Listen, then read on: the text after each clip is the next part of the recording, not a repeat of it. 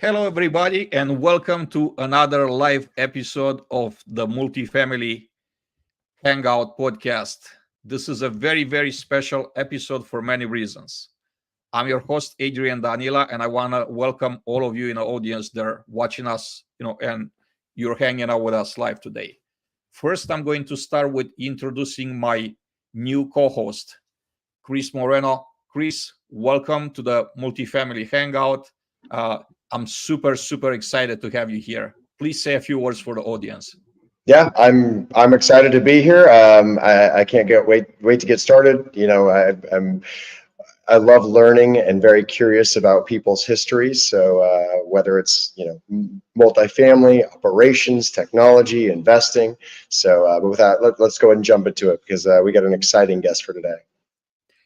Before we dive into today's episode, I'd like to extend a special shout out to our esteemed sponsor, Apartment Snapshot, the revolutionary platform, the first gamified performance and employee engagement tool designed explicitly for multifamily professionals, is transforming the way we approach performance and employee engagement in this industry.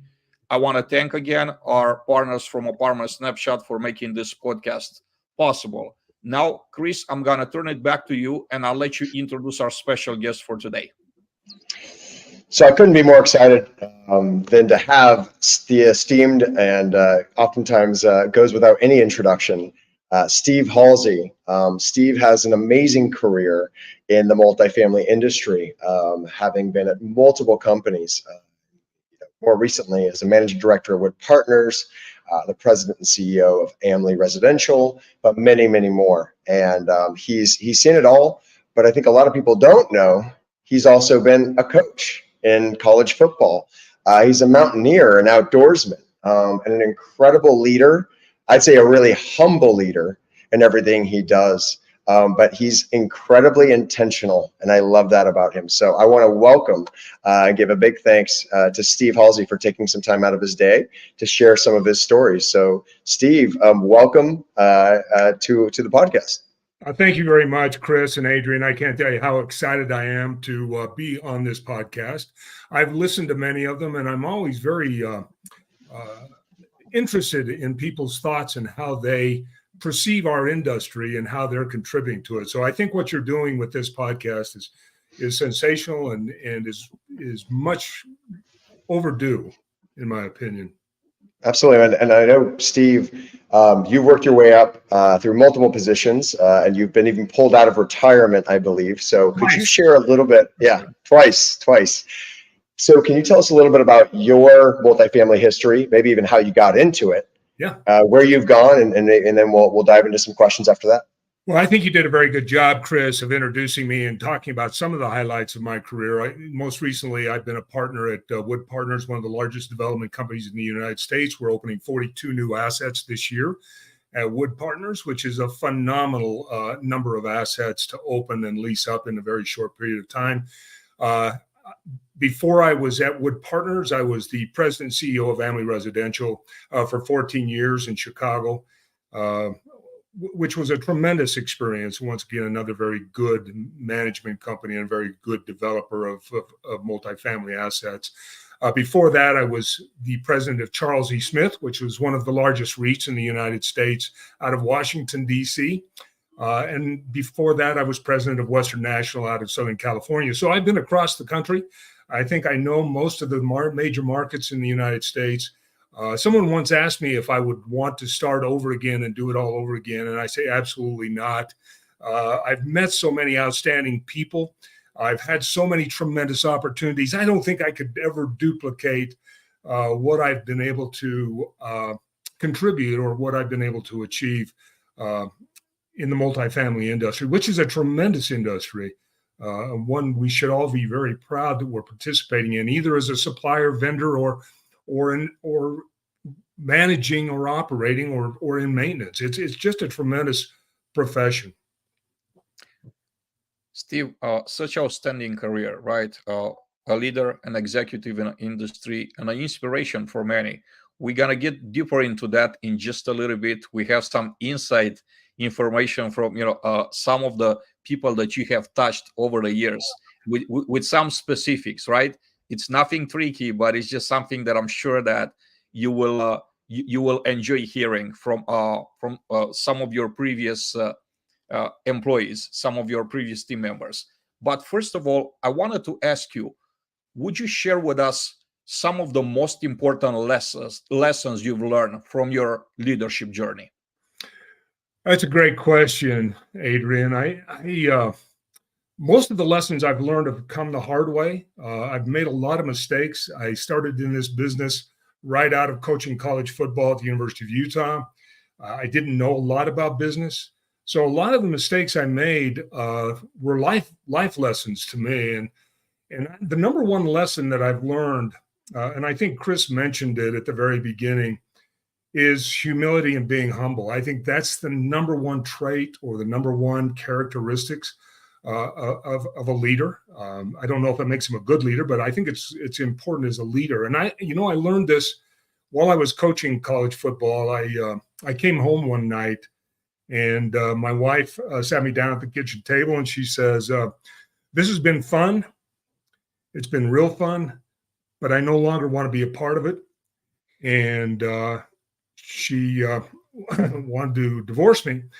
And I asked why. And she says, "You're not the same person that I married, and you've lost some of that personal touch, that humility." And so that night we sat down and she listed all the things, a mile long of the things that I need to improve on. I listed a couple of things that she might do a little bit better. But it was a real life lesson to me to really look at myself from an introspective perspective and say, to really get and touch people, I think you've got to be humble. And the second, I think, is being transparent and authentic. Let people see you as who you are, no matter what your position, no matter the title. Be the person that you are. I think people recognize authenticity. I think they appreciate authenticity. I think they open up to authenticity. I think they're more open at the table. I think they're open to discussions when there is some transparency and there's authenticity associated with that. And the third lesson I learned was how to listen. My wife says I don't, but I try very, very hard to have an open mind when I'm listening, and more importantly, from an emotional standpoint, have an open heart. And I think, it really hit home to me on this authenticity perspective is when I had an opportunity of coaching with a great coach at a great university in Nebraska. And I was at a clinic that he asked me to coach at. And boy, I was on the field and I was screaming and yelling and I was doing everything that I thought a coach should do. And after the practice, the coach came, put his arm up around my shoulders and he says, "Who were you today?" And I said, "I was Steve Hallsey." He says, "No, you were coaching like somebody you have seen, but that wasn't Steve Hallsey. Be Steve Hallsey. Be who you are." And that led to me listening. I'm learning, you better listen. You better listen to the criticism. You better listen to what people are saying, or you're going to disconnect from those people. And the next is collaboration. I think to be a leader, whether good leader or bad leader, is to just collaborate, listen to people, give everybody a seat at the table so that their voices are being heard and that they feel like they're contributing to the process. And then the next lesson is communication. The Harvard Business Review says that the ability to communicate effectively, getting your message across clearly and concisely, is more important than an education, and it's more important than your experience if you want to move up the chain. And the ability and learning how to communicate has always been a focus of mine. The people that I've associated with, I've really tried to promote that ability to communicate.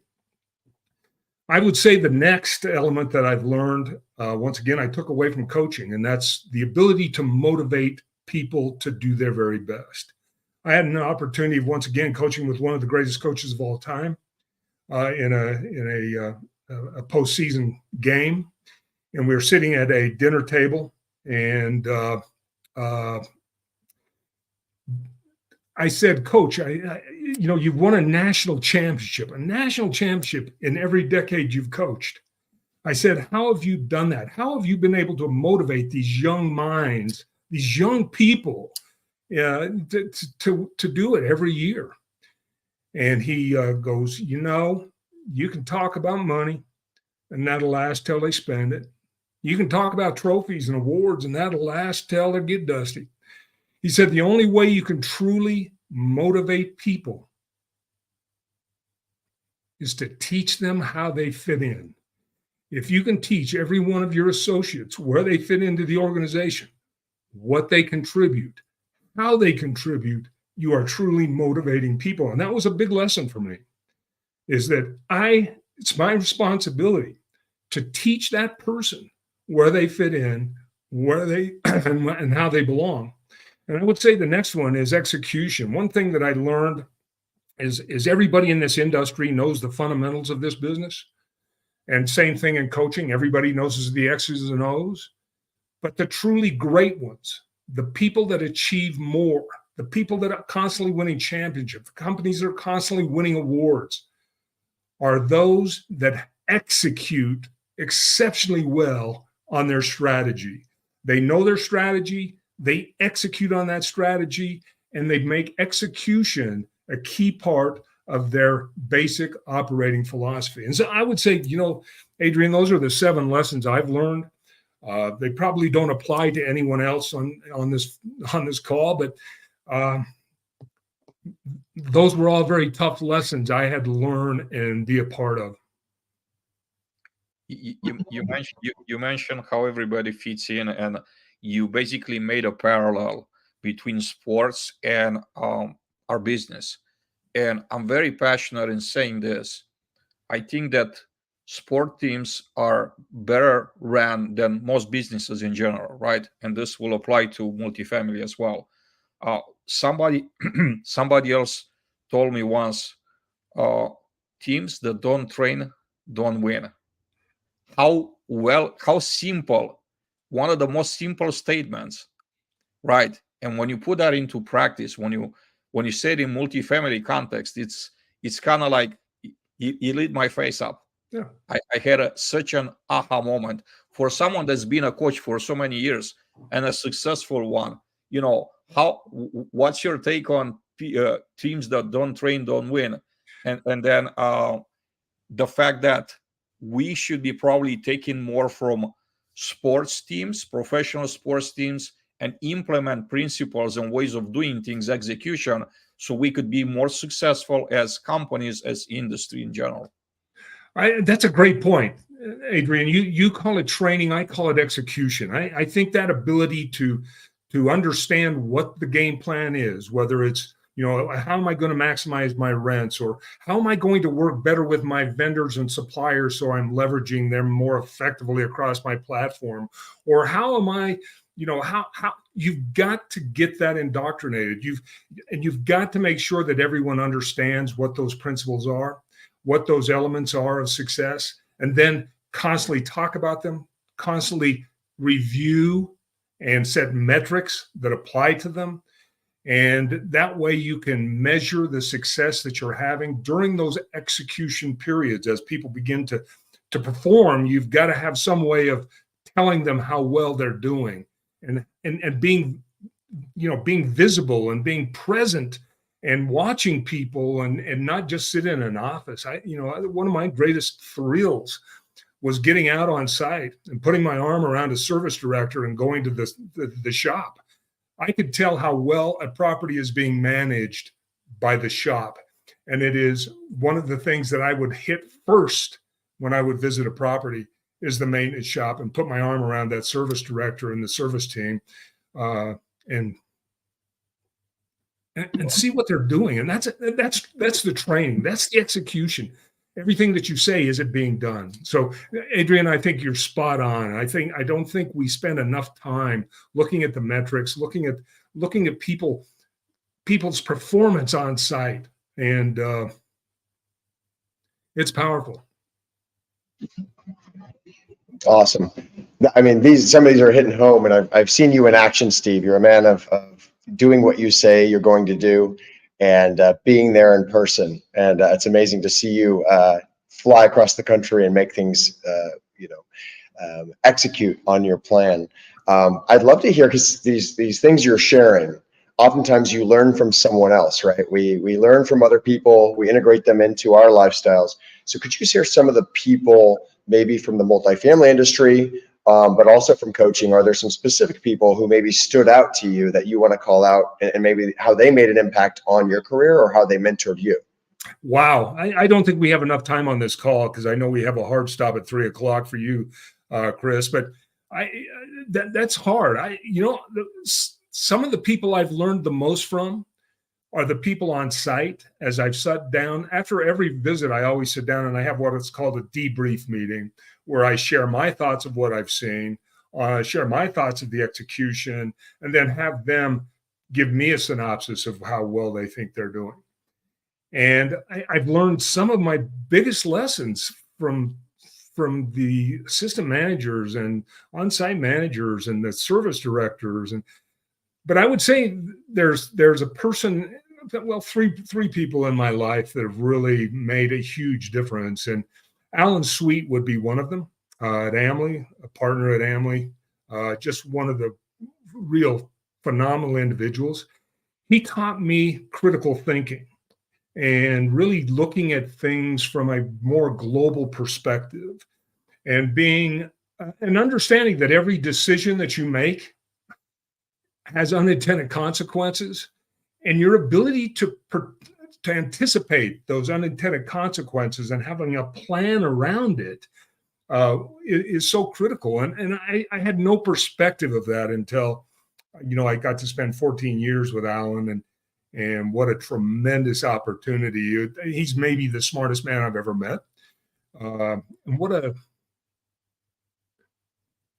just a ton of life lessons. I would say number two is Spence Clark, who got me out of coaching.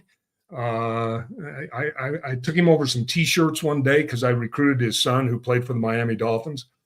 And he says, Steve, how much do you make? And I said, I make X. And he says, how would you like to make 3 times X? And I had just, my defense had just given up a record number of yards to Steve Young, the great San Francisco 49ers quarterback. And I said, maybe this isn't my profession. Maybe I'm not a defensive coordinator. And I took him over some T-shirts, and he says, I would really like you to be a part of my team at Clark Financial. I'd like you to be a financial advisor for all these pro athletes. And, he taught me the importance of building teams and understanding teams and team dynamics and how teams fit within an organization, from accounting to operations to acquisitions to development and all those different aspects. And I owe him a tremendous amount. But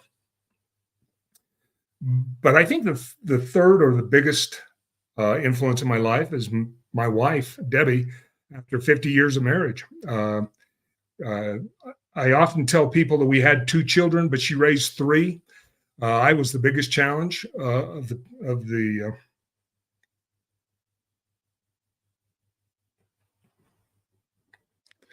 people she raised, but I would say those 3 people. Steve, I do wanna. I understand how this, how deep this could go. My wife is on my, on top of my list when it comes to people that have influenced me. So I totally, completely resonate with you on that. Deeply resonate. I do want to go on lessons that I've learned about you, not from you directly, but from individuals that were professionals that were part of my team. Yesterday, I happened to have a conversation with one of your team members, previous, right?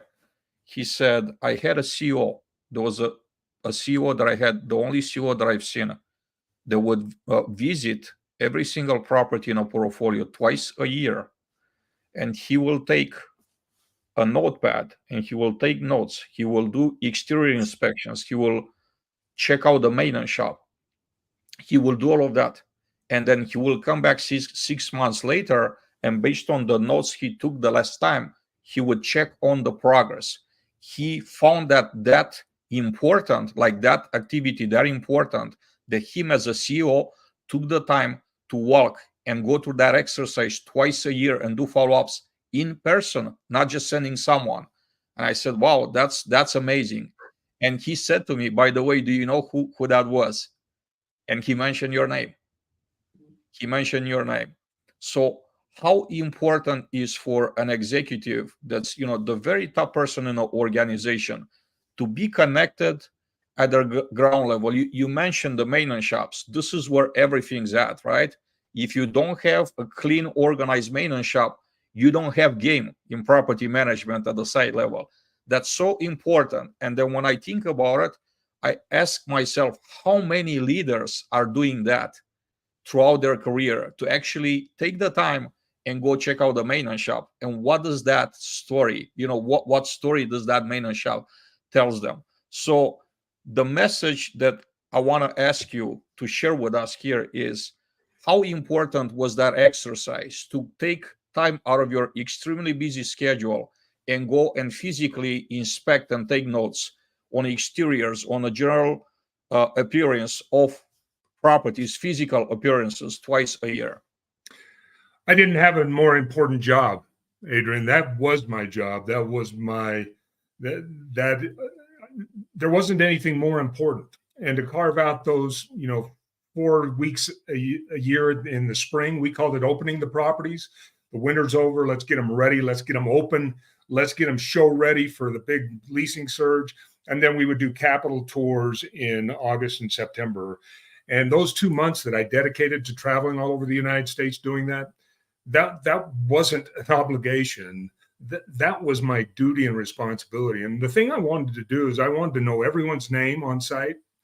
I wanted to know something personal about each person so that I could communicate with them one-on-one, and that I could, so that they would open up to me and share what they were learning and share what they were experiencing. Because sometimes we make decisions in a white box in Chicago or Washington, D.C. or wherever that's going to be, and we make those decisions, but we don't understand what the ramifications are all the way down through the company, from the housekeeper to the accounting individuals, which is another huge heartbeat of a company, the accounting.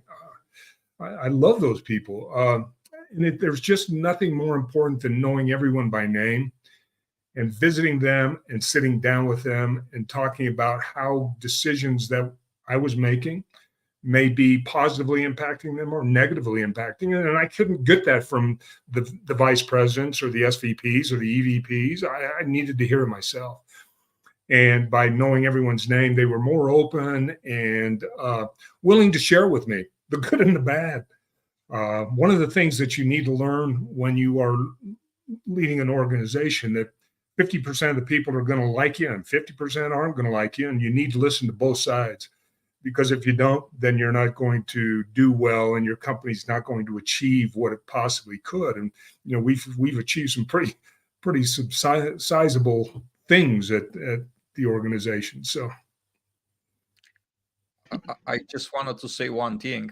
You express what that meant to you, that involvement, that one-on-one contact. I could tell you one thing. I've been, an employee for 20 plus years. And I know thousands of other that have been employees. What that means to them, it's everything. And thank you for doing that. I hope that other leaders and executives are watching this conversation, and they will be inspired to follow your footsteps, because this is what the employees are looking for, the teammates, for someone to feel like it's in their corner. So I want to thank you for that. It was once again, it was a lesson. I don't think mentors are mandatory, but if you're going to be a high achiever, they are a must. And for people to just go through without getting a mentor, to help and encourage and listen. Mentors aren't there to just give you the answers. They're there to listen to your strategy. They're there to refine the thought process. They're there to help you articulate what you believe. And if you can articulate that to your mentor, just think how impactful you would be to your employees or your associates. So I don't think a mentor is mandatory. I really don't. But if you're going to be a high achiever, they are a must. And I would seek out someone that you trust, someone you can be open with, someone that you can articulate what you want to achieve. And a good mentor will listen, and they will critique, and they will help you. I can't tell you how much I appreciate the mentors in my life. That's awesome that you're sharing this, because obviously you've been a massive mentor to me, Steve, from meeting up, and being a resource at our early company, but also at events. And I think the many people that you have helped to mentor, and I learned about Tara's, mentorship and networking group when you helped her out. I think about, the people that you've helped in their careers, right? As you've gone and been at different teams and different companies. And it really hit home with you talked about with your wife, with Debbie, and how important Carlisle is to me. And you've been able to meet Carlisle and share some stories with her, which is great. I think beyond, the life lessons from sports, life lessons from business, and then your family life, right? And how important that is. I'm curious because I'm here at NMHC right now in San Diego, and that's why I've got the headphones on. I know you've served in a lot of leadership roles within organizations, but within industries as well. Would you mind sharing a little bit, maybe from your time, the significance of getting involved in NMHC, and why that's not just important for maybe CEOs, but maybe why it's important for other people who want to be a leader, why they need to get involved in NMHC or NAA, and even passing the torch to other people through, beyond their companies.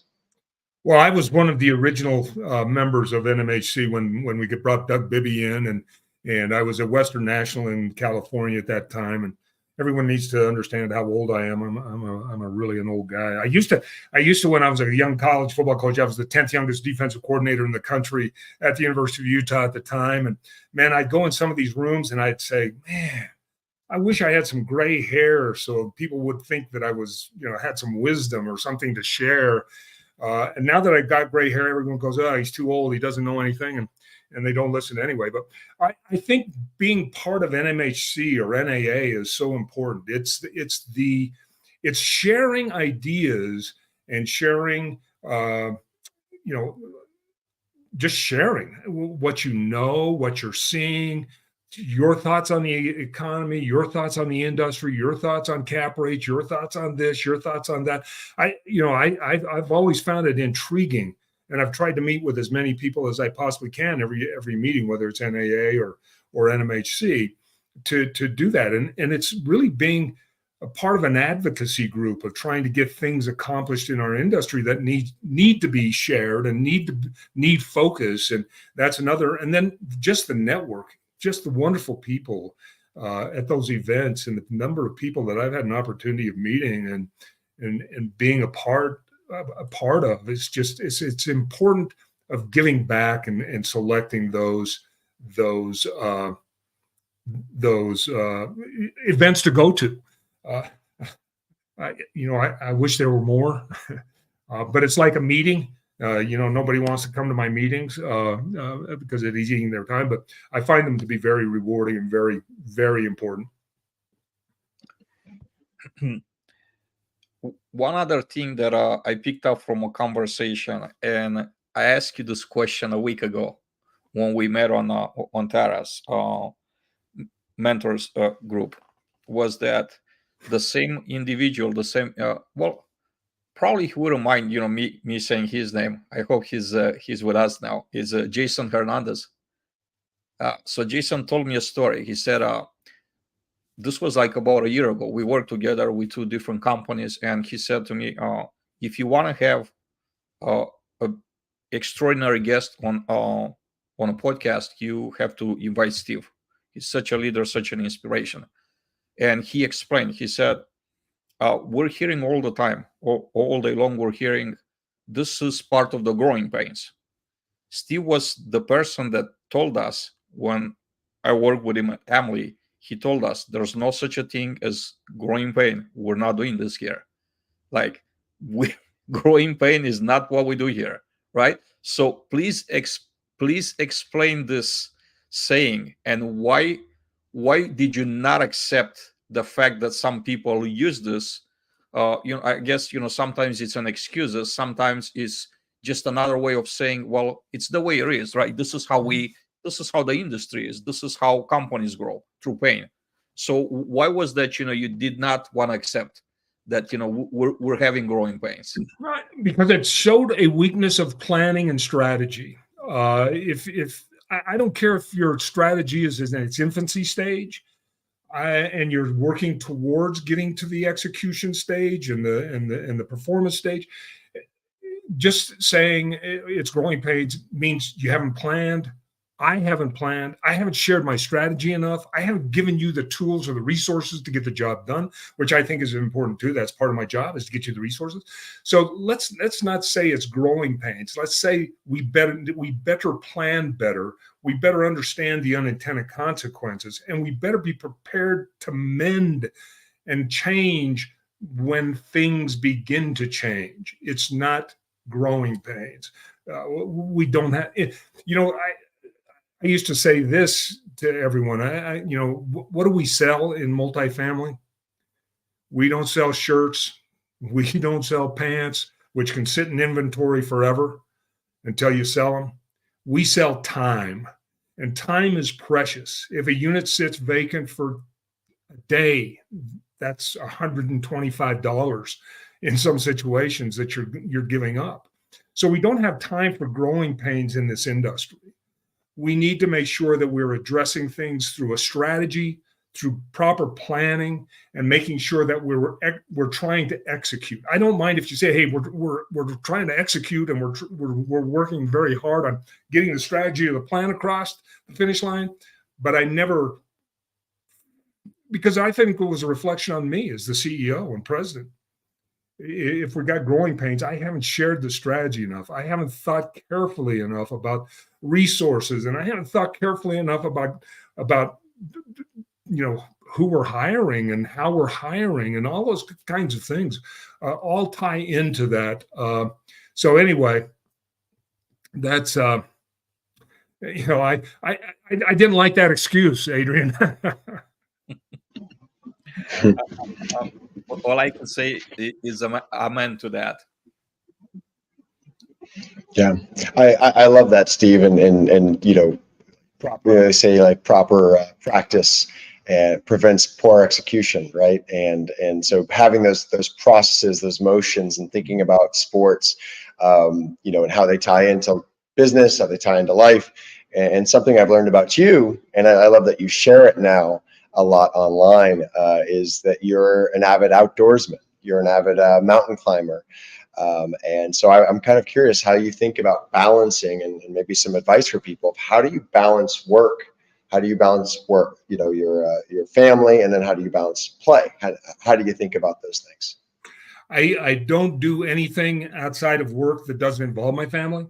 Whether it's my granddaughter and I had an opportunity of climbing Mount Timpanogos, which is an extremely difficult mountain here in Utah, last September. Doing that with her was just such a great experience. We did almost 4,000 vertical feet in a day. It was a leg burner.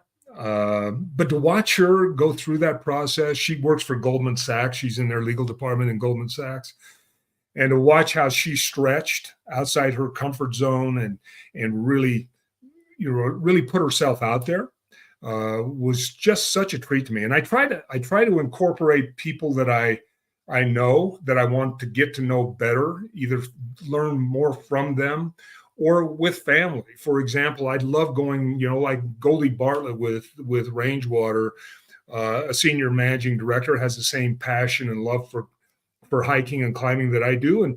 and we share some great strategies. We share a ton of information when we're doing it. So I try to mix that with my passion. And John Connolly, who I just climbed Mount Washington with in New Hampshire, and I'm going to be doing Mount Monroe with him in July of this year. It gives me a chance to enjoy what I'm doing while incorporating things and having my family there. Debbie will be in New Hampshire. She won't climb with me. Well, she'll hike with me sometimes, but she won't climb. But it's all about involving and finding ways of incorporating those things that you love while still learning. I'm a strong advocate of learning. I don't think you can read enough. I don't think you can talk to people enough. I don't think you can network enough. And I think that's part of it is combining it all. I never do anything without family being present. And I've been blessed with 2 beautiful children and grandchildren, and it's great to be able to share that passion and love with them and watch them grow. That's my thrill. Is, boy, that seeing Camden's face when she summited Mount Timpanogos was off the charts. That's amazing. I love that. And I can't wait for my kids to experience that. Well, I invited you up to Blue Ridge to do the Ben McKay there, Chris. You just got to take me up on it. Let's do it. We're starting to do those adventures with the kids, so we'll definitely bring them up there. Beautiful, beautiful country up there. So, Steve, I want to switch gears a little bit and go to an area that I think all of us are passionate about here on this panel, technology. I want to start by asking you, how do you see technology evolving and impacting the future of property management? This is kind of the future. And then I want to go backwards a little bit and just kind of discuss the current landscape. But let's just talk about the future, look into the future, really, and see what technology would look like in multifamily and the impact that will make.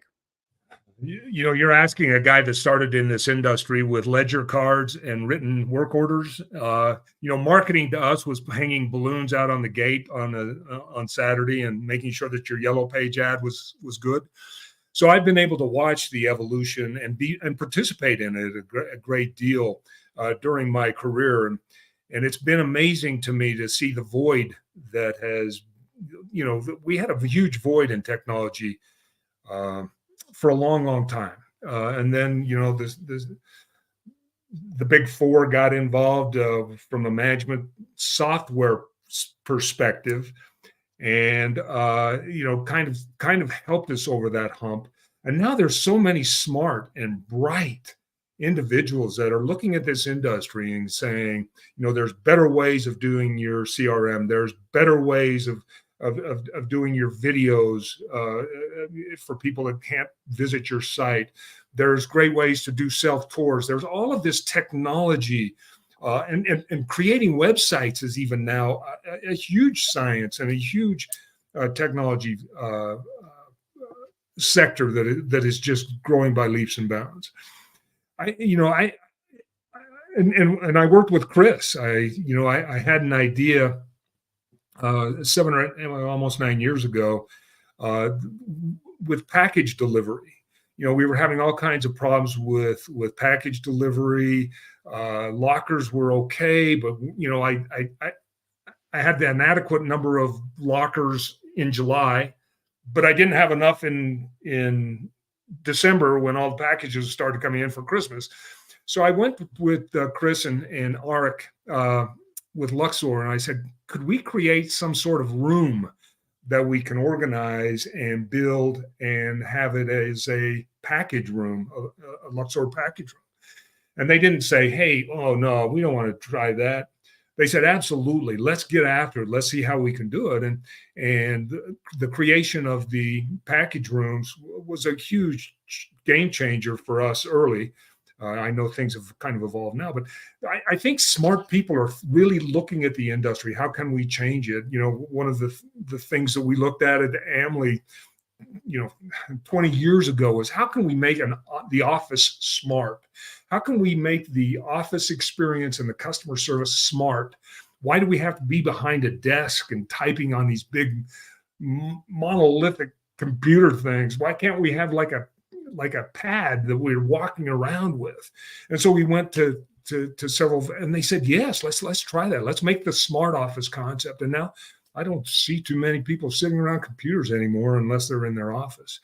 So I just think that really getting people thinking about the industry, moving forward. I don't know what impact the AI is going to have, but I'm watching it closely. I'm trying to look at how technology is going to help with, as we move into this arena of cutting expenses and consolidating work tasks and all of those kinds of things. The only problem I see with technology that I've learned over the years is that you should never look at technology as being a time saver or a cost saver. It doesn't equate that way, and it doesn't work that way. It has to be something that is being felt and is being experienced by the customer, by that resident. And if you can build your technology package around that idea, that how does this impact not the company, not our people, but how does this impact the resident? I think you can build a tech package that is going to be robust, thoughtful, and something that's you're going to be able to use and not be a disruptive. Technology can't be disruptive. When you're running 100,000 units or you're running 25,000 units technology can't be a disruptor. It's got to integrate, and it's got to integrate well, and it's got to have a practical purpose that impacts the resident, not you, not the bottom line, the resident. And if you keep that in mind, you'll find the best technology packages. That's really cool, and a good trip down memory lane. Back years ago when you did come to us, you came up with that idea, your team did, and convinced us. And I think one of the hardest things is cutting out noise, whether you're a CEO, a leader, a founder, right? Because there's so many people who, to your point, can say, hey, you need to build this for us, or you need to build that for us, or you need to do this. And sometimes it's that CEO bias, right? As an employee, you listen to them, or as a founder. And I think the difference, to your point, is what are they willing to pay for? And as a multifamily owner, exactly, to pay for it, who's got to pay for it? The customer. And the customer has to resonate, so you can't just do those things. So I love that, Steve. And I think a lot about what you hit on earlier with some of these nuggets that you're sharing with everyone, and going to that positive culture. When you think about culture, are there certain things, you talked about execution over training, spending time with people in real life, but around that culture piece, is there something that really stands out that you've seen, some people who build it? Because I think a lot of times people will talk about culture as something you instill and whatnot. Do you believe it is something you instill, or how do you think about that culture? How do you improve that culture? I'd love to hear about that. I could spend another 7 or 8 hours on this one. I'm a very strong believer in culture. And the way you can find out a company's culture is to ask multiple people what that culture is at that company. And if the answers are all different, there's not a culture. It's a perception, and it's not culture.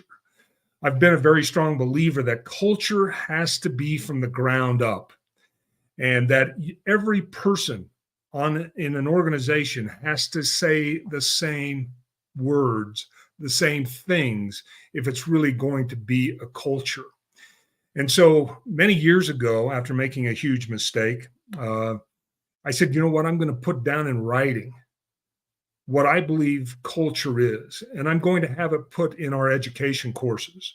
And I'm going to make sure that everyone in the organization has it, and they can articulate it verbatim. And so, we put together a little pamphlet that, talks about it, and it specifically outlines culture. What is, what is culture and how does culture impact the organization?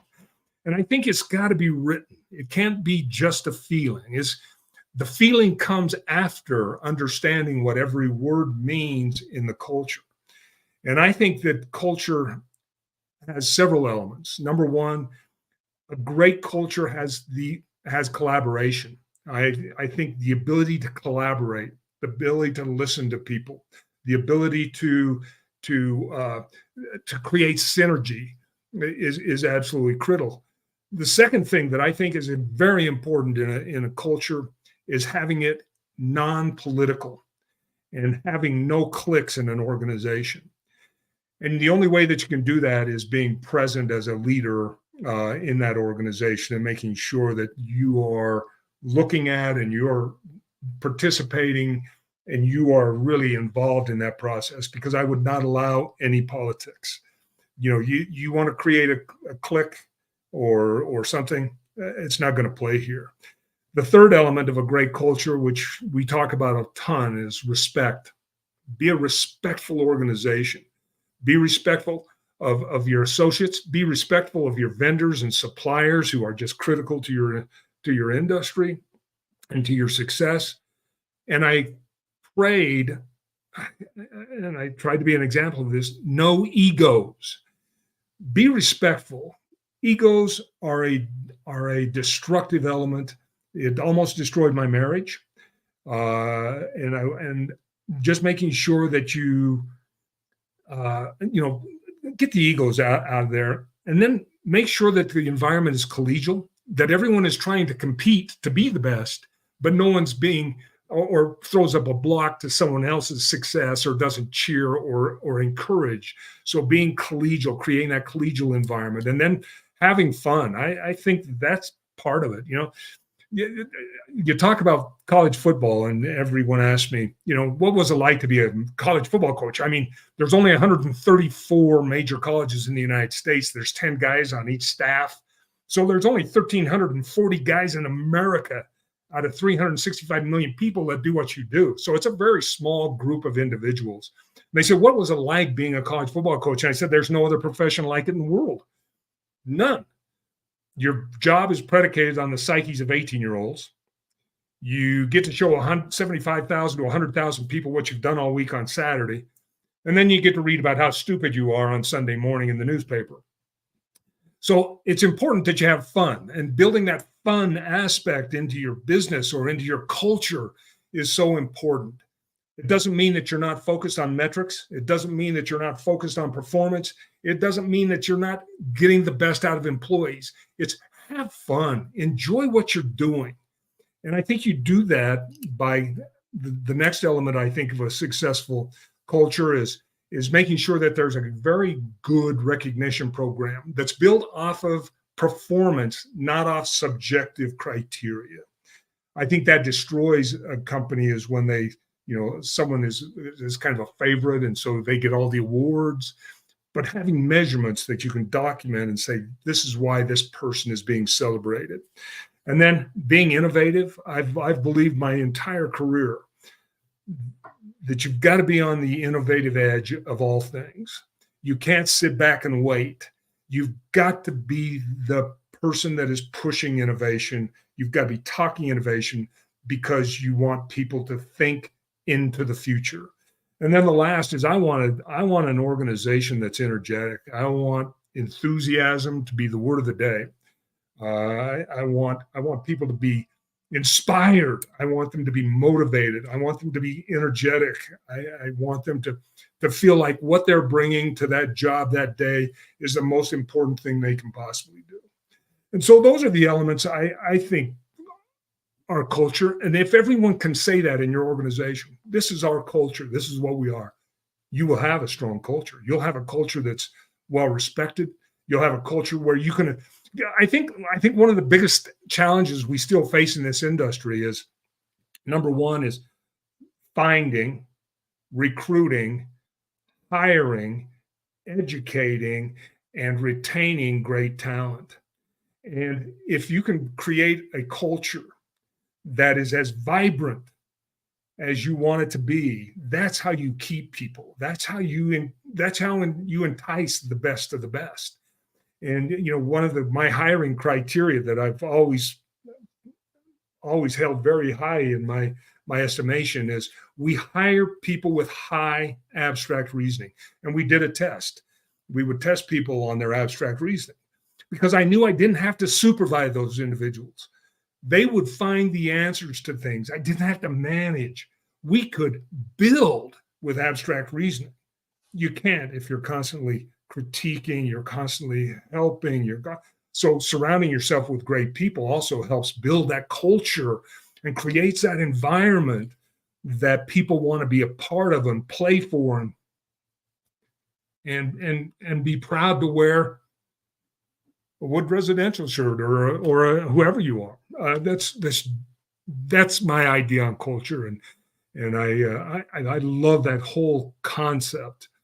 I once had a coach that I was working with, and every time he would get to the chalkboard, he'd put team, and he'd spell it capital T, capital E, capital A, capital M, and I'd say, why do you always capitalize the word team?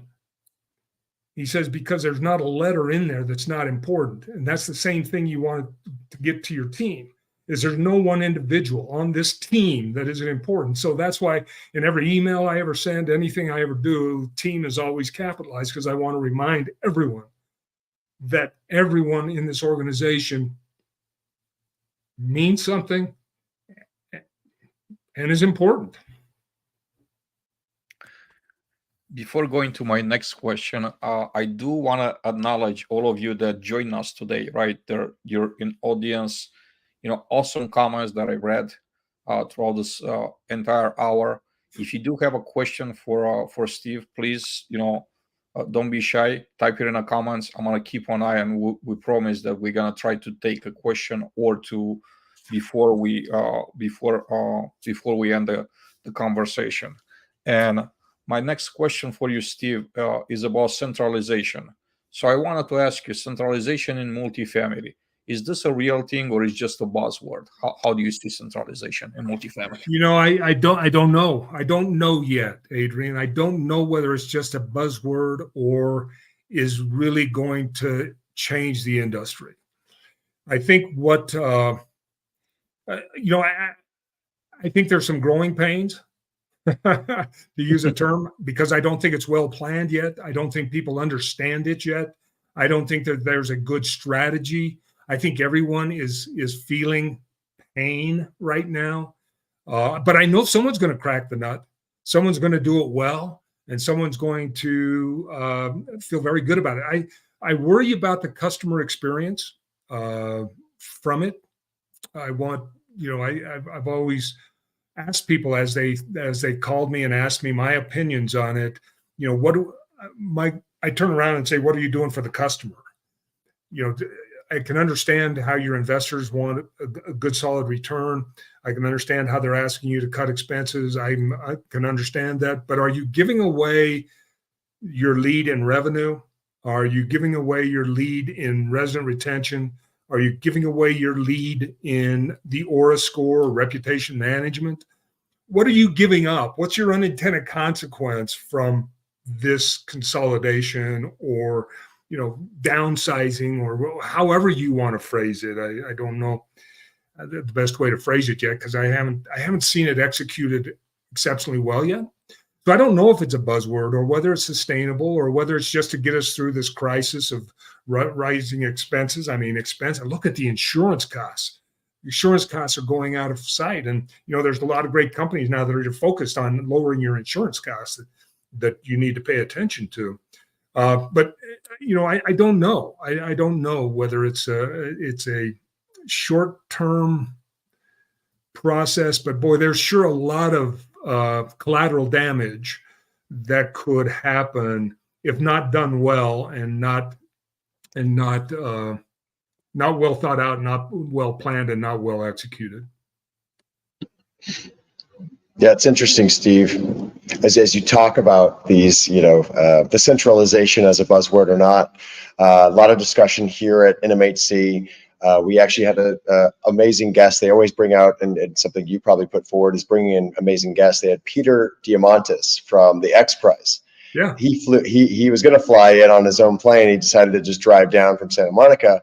What an incredible discussion today, and it kind of like on your topic is like, people don't know. He talked about this bias at the beginning, where when Kodak, someone at Kodak showed the board, this is what the digital film is going to look like, and they're like, really, this is a toy.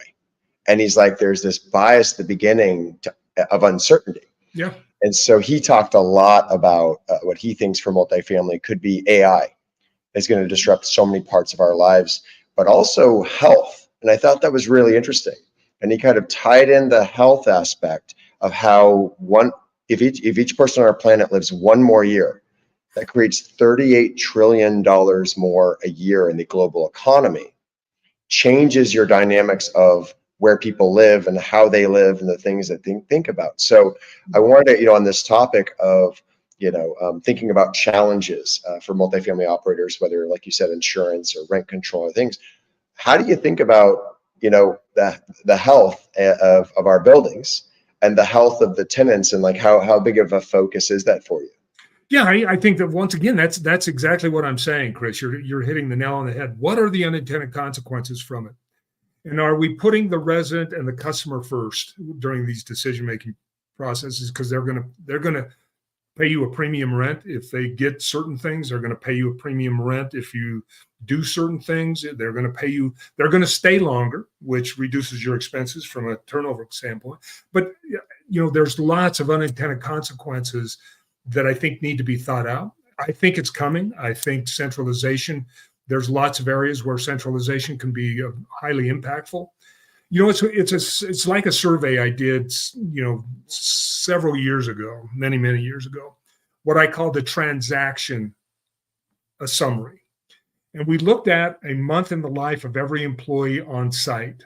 And we said, how many transactions does this person have with the residents? And the manager had maybe 1 or 2 a month with residents. The system manager had a few more, but the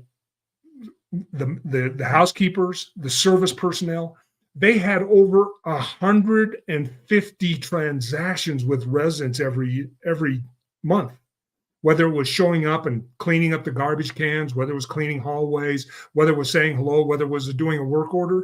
And so if you take those people out of the equation, who's going to be, helping with that transaction level of involvement with residents? I lived on site till last year on one of our properties.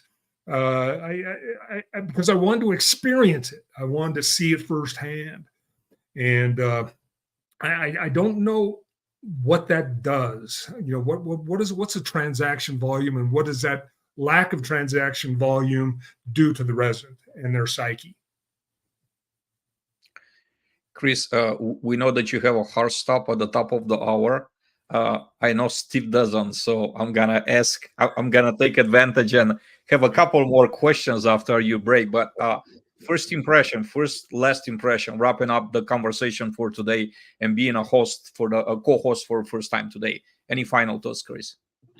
Yeah, I mean, like Steve said, his wealth of knowledge, every time I talk with Steve, I get to learn something new. It brings a smile to my face every time I think of Steve. And I think one of the things I've gotten from him is the optimism. He definitely, adds confidence to the people who work for him. You're seeing in the comments, people who've worked with Steve and gotten to know Steve and made a major influence in his life. He made just a massive impact, not only on my work life, but some of the things he's mentioned that are reminding me of now how I interact with my family members and my kids and so on. I think it's so true, Steve, about work and life and how they transcend each other, right? And how we spend our time. So really, I think the intentionality for sure, Steve, has made a big impact on me. It really hit me when you were talking about your marriage and your wife and myself. And I realized the same thing for me. That I was spending too much time not being intentional with my wife and my family in the early years. And so that's something I've really resonated. So I do have to jet, but I really appreciate it. I can't wait for round 2. Steve, to do this again soon. I don't think we'll have anybody on the call if we do a round two. But. No, definitely. Thank you so much. But I'll let you continue the conversation because I know there's a lot of people who have awesome questions they want to ask you. And but I look forward to seeing you soon, Thanks, Steve. Chris. Thank I you for joining appreciate us. you. See you next week, Chris. Excited to be along with you on this journey. Take care.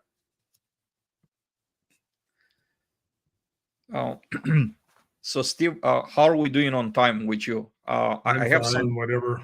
Yeah, I have some great questions from the audience, and we promise that we're gonna take a few questions. I'm going to start with the first one, right? And the first one is from Weston. Weston is asking Steve, does multifamily management differ from state to state, city to city? Meaning, if I was a leasing or portfolio director in New York City, how would that role differ or transition to, let's say, San Diego? I think it's transitions well. As long as you know the 7 core competencies of our industry, those fundamentals play over whether you're in New York or whether you're in San Diego. The specifics of a market, yes, those are different. You know, how you attract residents, what's going to be the big draw is very important. But if you're transitioning from one state to the next, and you know the 7 core competencies, you know, customer service, revenue management, financial management, you know, the basic fundamentals, operations, those 7 fundamentals of our business, you'll be successful anywhere. It doesn't, you know, a clean property is a clean property. How you merchandise, another of the 7 core competencies, all of those kinds of things play well. And it's just learning the market. And it, you know, a market is specific. You know, the residents are specific. What their expectations are specific. But those are easier to learn than the fundamentals of the business. Steve, with your permission, I'd like to take another question from the audience, if that's okay. Mm-hmm. And this is from Shazia. I'm hoping I'm pronouncing your first name right. If I'm not, my apologies. What areas of improvement are needed in today's leadership? You touched on egos and losing focus on the customers and employees. Can you go into the dangers of transactional culture and the impact on a business and retention? Of course, I think they're referring to employee and resident retention both, because they go hand in hand. Once again, I think your culture speaks to your residents. If you have a good culture and you've brought in the right people to run an asset, you'll do well. And one of the things that we try to preach is making sure that you are interested in that customer, that you are, and the same with our leadership. I think same with the way you retain employees is making, you know, we created what we called the 4 commitments for an employee and what an employee should do for a company. And I think if you espouse those 4 commitments, you know, as a company, we're going to commit to, you know, to grow and enhance your career through good education programs. We're going to train, coach, and mentor and give you the resources necessary to get your job done. We're going to be in a supportive environment, free from harassment. We're going to be a competitive organization when it comes to compensation. But there's 4 commitments that I want from an employee. And number 1 is treat every resident and employee with respect. Number 2, treat your fellow associates with respect and listen. Number 3, learn and execute our policies, procedures, and business practices. And 4th, give 100% of your time and talent while you're here. You may be looking for a new job, but during the 8 hours you're here with us, please give us your very best and make sure that you're giving us 100%. I think that's how you create that environment that's flexible, that is perpetual, and that continues to grow. And it's just, you know, I think it relates to your residents as well as to the employees. Steve, it's been a real honor to have you today. I'm always inspired. I could listen to you for hours, for days. We're so lucky. We're lucky that you're around. We're really lucky that you're here, supporting us, right? Not so many people do that in your position, right? I sometimes I try unsuccessfully to get some of your peers on here to share their wisdom with us and inspire us. And you're one of the very few that are always like, no question about it. Yes, how can I help? So I'm super grateful for that. It means a lot to me, and I think I For know me, for sure. Adrian, it's a great honor for me. There are no more important people than the people that are on this call and the people that we have to support. So my time has always been focused on the people. So it's too bad that more people don't share that. Hopefully that others will get inspired by you, other executives and leaders, and we could get them. We'd love to have them here. I think this is so important again, and it's just so much needed in our space. Any final thoughts for today? I don't. Once again, some very, very good questions, Adrian, and I'm always open to anyone that wants to talk, wants to share ideas. I'm always available through LinkedIn or through any other sort of way. Anything that I can do to help the industry, I'm willing to help. I love giving back to the industry, and what you're doing, Adrian, is very important. Don't underestimate your impact. Don't underestimate what you're doing for this industry and what you're doing for people that are interested in the industry and wanting to grow. And I can't thank you enough for the invitation. One of the things that I've learned over the years was that I always expect a change, right? I always want to change, but then I learned the hard way that if you want change, you had to become part of that change, or you had to be the change. Right. And that's one of the most powerful lessons that I learned, again, the hard way, because for the longest I've expected and I waited for others. So I hope that this is something helpful for our industry peers, for everybody. I hope we're building a solid platform right here, a place for everybody to have honest conversations, just honest, very transparent conversations, and learn a lot from our guests. Steve, thank you so much. Again, huge honor to have you here today. Thank you to all of you that really join us and stayed even over the top of the hour for Steve to answer additional questions. I do want to announce our next guest, which is going to be next Thursday, is Sherry Druckmann. She is a vice president of Legacy Property Management. That's going to be another interesting conversation. I want to thank our sponsors from Apartment Snapshot and our friends. Without them, this conversation wouldn't be possible today. So we're grateful for their partnership. Again, thank you all for being here with us today. Live, we're waiting for you to come back next Thursday, 3 p.m. Eastern, for another episode of the Multifamily Hangout. Have an amazing afternoon. Thanks, Adrian.